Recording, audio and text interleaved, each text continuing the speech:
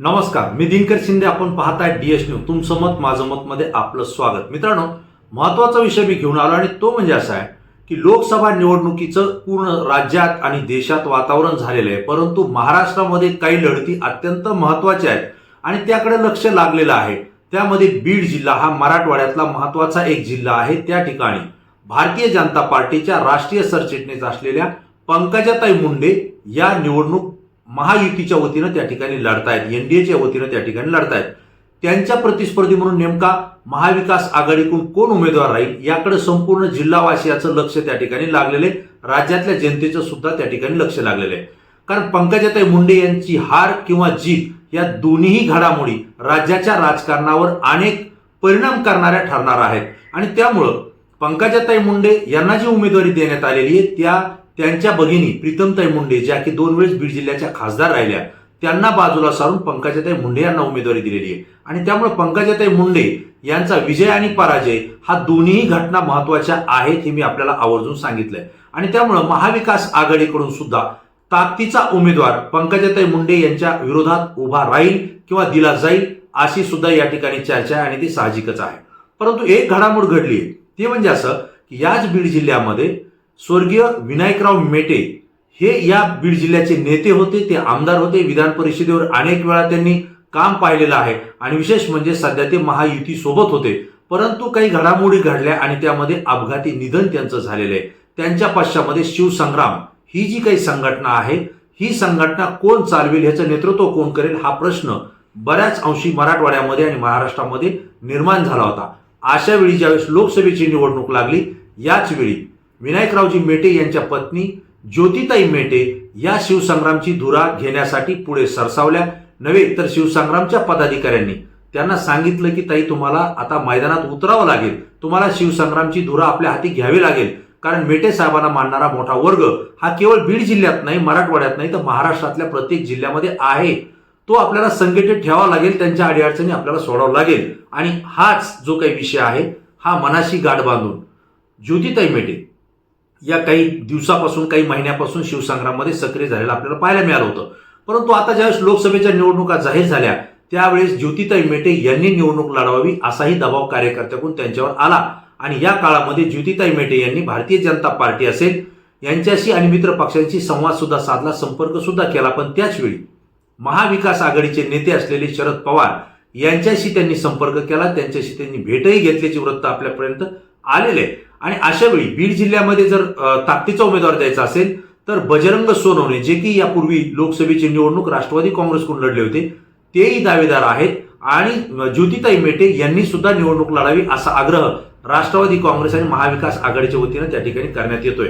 प्रसंगी बजरंग सोनवणे हे अजित पवार गटाचे नेते होते, त्यांनी त्या गटाला सोडचिठ्ठी दिली आणि शरद पवार गटामध्ये त्यांनी प्रवेश केलाय. या घटना आपल्याला माहिती आहेत. परंतु ज्योतिताई मेटे यांनी अद्यापपर्यंत कुठल्याही पक्षामध्ये प्रवेश केलेला नाही. परंतु एक गोष्ट नक्की, त्या प्रशासकीय अधिकारी होत्या, शासकीय अधिकारी होत्या, त्यांनी आता शरदचंद्र पवार यांची भेट घेतल्यानंतर, काही संवाद झाल्यानंतर निवडणूक लढणार की नाही लढणार याविषयी त्या बोलल्या नव्हत्या. परंतु माझी अशी भेट आणि निवडणूक लढण्यासंदर्भात काही चर्चा झाली, याला त्यांनी थोडी नकार दिला होता.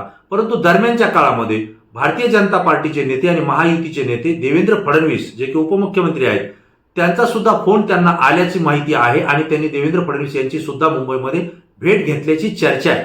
परंतु या सगळ्या घडामोडी घडत असताना एक गोष्ट लक्षात आली की नुकतंच 1 दिवसापूर्वी ज्योतिताई मेटे यांनी पत्रकार परिषद घेतली आणि त्यांनी स्पष्टपणे सांगितलं की मी शासकीय अधिकारी होते, परंतु मी स्वच्छ निवृत्ती घेतलेली आहे आणि आता मी लोकसभेच्या निवडणुकीला सामोरं जाते.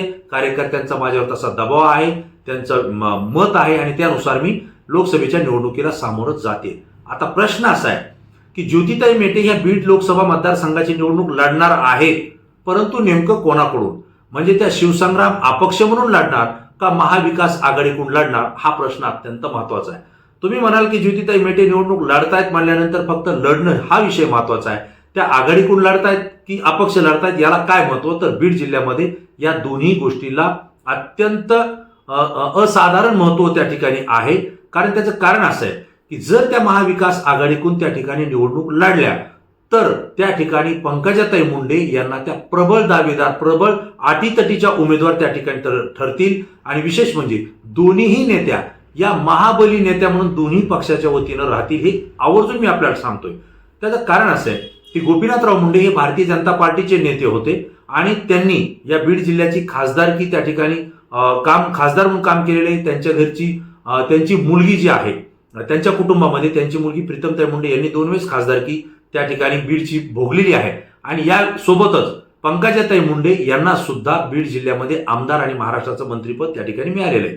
मुंडे साहेबांचंही अपघाती निधन झालं, परंतु अपघाती निधन झाल्यानंतर त्यांची जी सहानुभूती आहे ती प्रीतमताई मुंडे आणि पंकजाताई मुंडे यांना मिळाली आणि त्याचा राजकीय लाभ सुद्धा त्यांना मिळाला. दुसरा जो भाग आहे, विनायकराव मेटे हे सुद्धा भारतीय जनता पार्टी महायुती सोबतच नेते होते. त्यांचंही अपघाती निधन झालेलं आहे, परंतु त्यांच्या कुटुंबातला कोणीही राजकारणामध्ये अद्याप आलेला नव्हता. आता थेट त्यांच्या पत्नी ज्योतिताई मेटे या राजकारणात येत आहेत आणि थेट लोकसभेची निवडणूक लढतायत. विनायकराव मेटे यांची जी सहानुभूती आहे ही बीड जिल्ह्यामध्ये मोठ्या प्रमाणावर आहे. त्यामुळे त्यांना राजकीय पद कुठलं तरी मिळायला हवं. त्यामुळं त्यांना मानणारा वर्ग आणि त्यांच्या सहानुभूती सोबत असलेला वर्ग हा ज्योतिताई मेटे यांच्या पाठीशी खंबीरपणे उभा असल्याचं चित्र हे बीड जिल्ह्यामध्ये पाहायला मिळते. त्यासोबत जर त्या महाविकास आघाडीच्या उमेदवार राहिल्या तर शरद पवार यांना मानणारा मोठा मतदार हा बीड जिल्ह्यात आहे. त्यासोबत काँग्रेसलाही मानणारा मोठा वर्ग आहे आणि त्यांच्यासोबत उद्धव ठाकरे हे महाविकास आघाडीमध्ये आल्यामुळं शिवसेनेची ही ताकद ज्योतिताई मेटे यांच्या पाठीशी खंबीरपणे त्या ठिकाणी राहील असं चित्र आहे. आणि दुसरा जो भाग आहे, मराठा आरक्षणाचा जो लढा महाराष्ट्रभर सुरू आहे तो विशेषतः मराठवाड्यामध्ये जास्त प्रमाणात आहे. त्यातल्या त्यात बीड जिल्ह्यामध्ये त्याचा परिणाम आपल्याला पाहायला मिळतोय. एक संघ मराठा समाज हा बीड जिल्ह्यामध्ये झालेला आहे. परिणामी हा जो समाज आहे याने ठरवलंय की आपल्या समाजातला आणि आपल्या समाजासाठी काम करणाऱ्या नेत्याच्या पाठीमागे राहायचं आणि विशेषतः भारतीय जनता पार्टीला विरोध करायचा किंवा त्यांचा उमेदवार त्या ठिकाणी पराभूत करायचा. ही खूणगाठ आरक्षण लढ्यामध्ये जे कोणी काम करतायत ते मराठा समाज बांधवाचे जे प्रतिनिधी आहेत त्यांनी त्या ठिकाणी व्यक्त केलेली आहे. त्या पद्धतीने ते काम करतायत. हे बळ ज्योतिताई मेटे यांच्या पाठीशी राहील, विनायकराव मेटे यांची सहानुभूतीची ताकद राहील आणि महाविकास आघाडी उद्धव ठाकरे यांची ताकद त्यांच्या पाठीशी जर त्या ठिकाणी मिळाली तर मग मात्र पंकजाताई मुंडे आणि ज्योतिताई मेटे यांची तुल्यबळ लढत ही बीड जिल्ह्यामध्ये आपल्याला पाहायला मिळणार आहे. परिणामी जर ही ताकद एकीनं ज्योतिताई मेटे यांच्या पाठीशी राहिली तर पंकजाताई मुंडे यांना ही निवडणूक सोपी जाणार नाही. कदाचित त्यांना मोठा धक्का सुद्धा बसू शकतो असं राजकीय विश्लेषक या ठिकाणी सांगतायत. त्याचे कारणही अनेक आहेत. त्यांना स्वकीयांचा विरोध होतोय, त्यासोबत जे मित्रपक्ष त्यांच्यासोबत आले त्यातल्याही काही दगाफटका करण्याची शक्यता आहे आणि त्यासोबतच जे काही मराठा समाजाच्या आरक्षणाचा लढाई त्याचाही फटका त्यांना बसेल असं जे काही चित्र आहे हे यातून ही जी निवडणूक आहे ही अत्यंत तुल्यबळ लढत आहे. तसं जर पाहिलं तर भारतीय जनता पार्टीचे बीड जिल्ह्यामध्ये 3 आमदार आहेत. पंकजाताई मुंडे सुद्धा बीड जिल्ह्यामध्ये प्रत्येक मतदारसंघावर आपली ताकद ठेवून आहेत. हे असताना त्यांच्यासोबत जो मित्रपक्ष आलाय राष्ट्रवादी अजित पवार गट यांचे सुद्धा बीड जिल्ह्यामध्ये 3 आमदार आहेत आणि ते सुद्धा पंकजाताईंच्या सोबत आहेत. ही घटना जर आपण पाहिली तर दुसरीकडे शरद पवार यांचा एकमेव आमदार आहे संदीप क्षीरसागर बीड मतदारसंघाचे, ते आघाडीसोबत आहेत.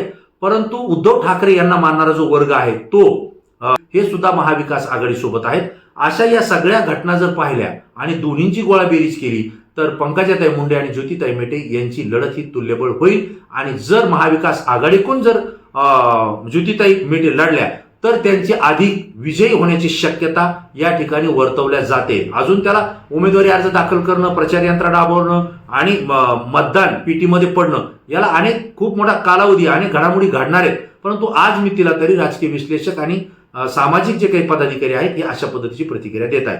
परंतु मित्रांनो, जर दुसरी घटना घडली, समजा ज्योतिताई मेटे या महाविकास आघाडीकडून जर लढल्या नाही आणि त्या अपक्ष उमेदवारी जर त्यांनी दाखल केली तर महाविकास आघाडी कुठला तरी एक उमेदवार ताकदीचा देणार आहे. म्हणजेच महाविकास आघाडीचा एक उमेदवार राहील, महायुतीचा पंकजाताई मुंडे यांच्या रूपाने एक उमेदवार राहील आणि ज्योतिताई मेटे जर अपक्ष लढल्या तर मात्र बीड जिल्ह्यातलं चित्र हे वेगळं पाहायला मिळेल. हे याला काही राजकीय विश्लेषकाची सांगण्याची काही गरज नाही. त्याचं कारण असं आहे की जो मराठा समाज आरक्षण लढ्यामध्ये उतरलेला आहे तो भारतीय जनता पार्टीच्या विरोधात गेलेला आहे. परिणामी जर तो महाविकास आघाडीकडून गेला असता तर ते पारड जड झालं असतं. परंतु जर ज्योतिताई मेटे ह्या अपक्ष लढल्या तर बहुतांश मराठा समाज आणि विनायकराव मेटे यांना मानणारा वर्ग हा ज्योतिताई मेटे यांच्या पाठीशी त्या ठिकाणी उभा राहील आणि परिणामी भारतीय जनता पार्टीच्या विरोधात असलेला जो मतदार आहे त्याची विभागणी होऊ शकते. जो आघाडीला काही जाईल आणि ज्योतिताई मेटे यांना काही जाईल आणि उर्वरित जो आहे महायुतीचा तो मात्र पंकजाताई मुंडे यांच्या पाठीशी गंभीरपणे उभा राहील. जर मतांची विभागणी झाली तर पंकजाताई मुंडे यांना फायदा होताना दिसतोय, परंतु जर मताची विभागणी झाली नाही आणि ज्योतिताई मेटे ह्या आघाडीच्या उमेदवार राहिल्या तर मात्र ही लढत तुल्यबळ होईल आणि परिणामी ज्योतिताई मेटे यांचं पारडं जड झालेलं सुद्धा आपल्याला पाहायला मिळेल.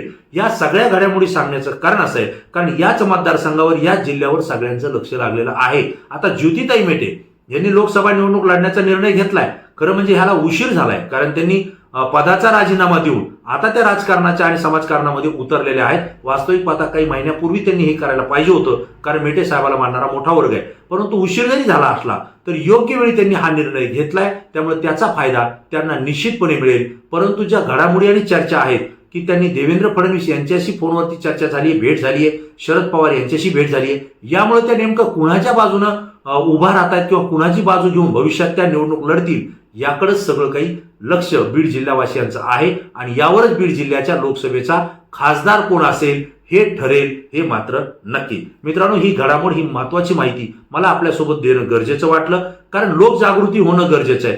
केवळ DS न्यूजनं किंवा मी सांगितलं म्हणून मतमतांतर होतील असं काही चित्र नाही किंवा आपण बोलू तशाच पद्धतीनं वातावरण राहील आणि मतदान होईल असंही नाही, कारण लोक जाणते आहेत, हुशार आहेत आणि मतदार हा जागरूक आहे. त्याला अधिक जागरूक करण्याची गरज आहे आणि एक समाज माध्यम म्हणून एक लोकांमधला एक प्रतिनिधी म्हणून हे प्रत्येकाचं कर्तव्य आहे की आपण समाजाला जागरूक करणं गरजेचं आहे. त्यासोबतच मतदान हे जास्तीत जास्त झालं पाहिजे ही भूमिका सुद्धा सगळ्यांनी घेतली पाहिजे. आणि म्हणून माझ्या DS न्यूजच्या माध्यमातून पुन्हा एकदा सगळ्यांना आव्हान आहे की लोकसभेच्या निवडणूक लागलेल्या आहेत, मतदान करणारा कोणीही मागे राहू नका, 100% मतदान करा. भले तुमच्या विचारात कोणताही नेता असेल तो तुम्ही निवडा, परंतु मतदान करा कारण लोकशाही ही जिवंत राहिली पाहिजे, टिकली पाहिजे आणि त्याच्यासाठी तुमचं मतदान अत्यंत महत्वाचं आहे. मित्रांनो, हा विषय मला महत्वाचा वाटला, मी आपल्यासमोर व्यक्त केला.